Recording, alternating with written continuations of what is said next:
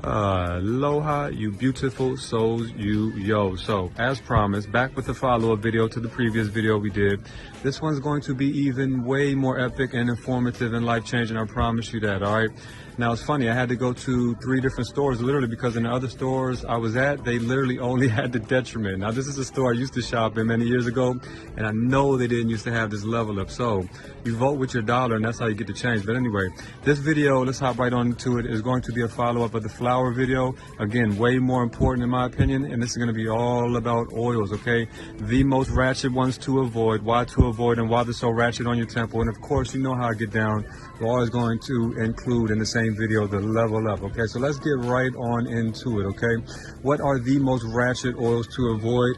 And that's going to always start with this ratchet ass canola oil right here. Did you know, first of all, there's no such thing as a canola seed? So technically, you could classify anything that's labeled canola as GMO, but some will argue with you. I'm not here for all that, okay? What I will tell you is that it also took scientists like decades to lower the uric acid level to an appropriate standard, and at that point they couldn't really match it. So what they did was they actually just lowered the level.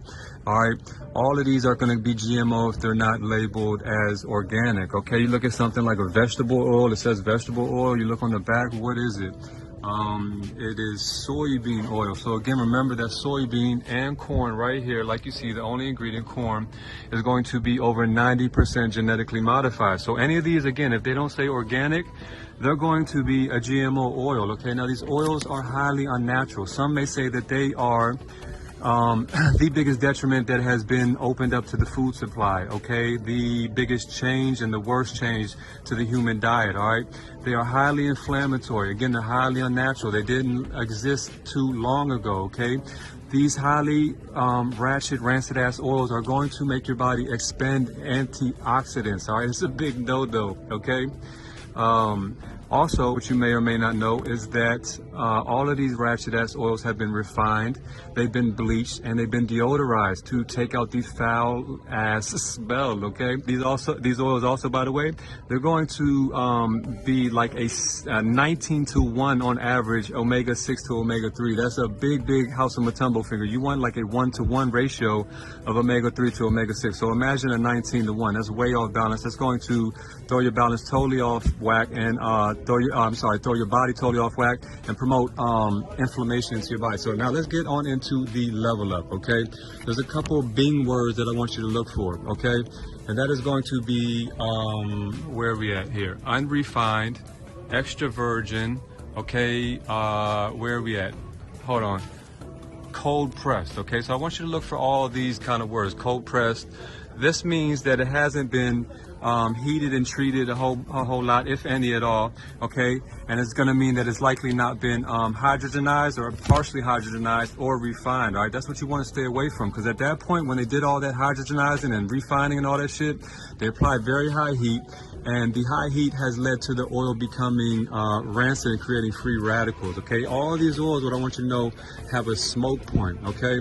So, well, let's get on into the levels up, okay? Coconut oil is a level up, but you don't want to cook with it because it has a smoke point of around 350. At above 350, it's going to, again, oxidize, create free radicals, and become rancid at that point. When it becomes rancid, that means free radicals are like little thugs to your body. They're going to go and disrupt your cells and your temple and your homeostasis, okay? So, avocado oil is my level up for cooking oil. It has a very high heat. It has a better omega-6 to 3 profile. All right, it's good flavor. All right, so that's what you want to opt for. This right here is your level up, okay? Now, a lot of people also like the grapeseed oil, and the sesame could also be another good one. But again, what you want to look for is cold pressed and virgin and things of that nature, okay? And again, you want to avoid anything that's talking about canola or vegetable or corn or any of this shit right here. I mean, you can tell the difference right from the color and the looks of it, all right? The oil is already have been created free radicals in it, okay? Boy, take a deep breath. So, these may be more expensive, all right, but you shouldn't be cooking with that much oil in the first place to begin with. So at the end of the day, it kind of equals out, all right, because you should just be using a little bit and it will go a long way, all right? So avocado, grapeseed, sesame, and even walnut sometimes, but a walnut has a lower smoke point. What you want to always do is look and check the smoke points of these oils. Again, something like a virgin, what do you call it, olive oil and a coconut oil. We like to keep that raw. Like something like a hemp oil too, we like to keep that raw, and we don't want to apply much heat to it because it has a low smoke point, and it's more beneficial if it has not been applied any heat. All right, I hope this helps you up, level up a whole bunch of your meals. Again, oil is something that's used a lot, so this is something you want to take in consideration. This is a very ratchet item to consume on the daily. So, yo, even more perspective in the caption. Much love and respect.